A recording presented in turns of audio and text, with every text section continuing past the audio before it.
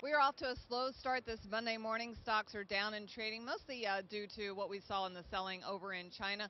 But here's the thing, we're still near multi-year highs. However, we have not had a lot of volume behind that, and I'm here with Ben Willis from Albert Fried. So Ben, there's a lot of concern about this lack of volume. Even though people are thinking we could break out and go to the upside, a lot of people are saying without this volume, these recent highs are going to fall apart. The volume is worrisome on multiple levels, and I think that the fact that we did not break through the Dow Jones highs that most people, the average investor, was hoping to see on Friday is not a good for the psychology of the market, but for the technicals of the market, the volume itself is very disconcerting. So an indication for me that the market will in fact pull back. We're actually better off today than China was because we're still the safe haven. So any of the equity investing that I think is going on right now that may have taken place without China is now kind of find a safe place in the United States, and we'll see if that holds after 11:30 today, which I don't think it will.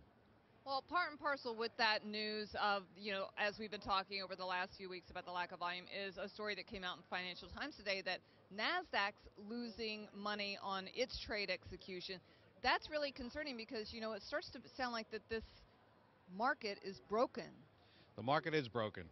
And somebody like me or colleagues down here that have Art has a great reputation for his knowledge and the history of this business. This business has been broken since the SEC allowed payment for order flow.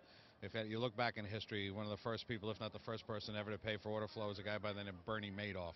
That may ring a bell with a few people. So what else do you really need to know? The venues that have allowed, that have come into existence to trade stocks, the only way they are in existence is a broken business model where they're paying for order flow. The markets can't sustain themselves that way. Nasdaq is starting to see it. Yes, the New York Stock Exchange does it, following the ARCA model.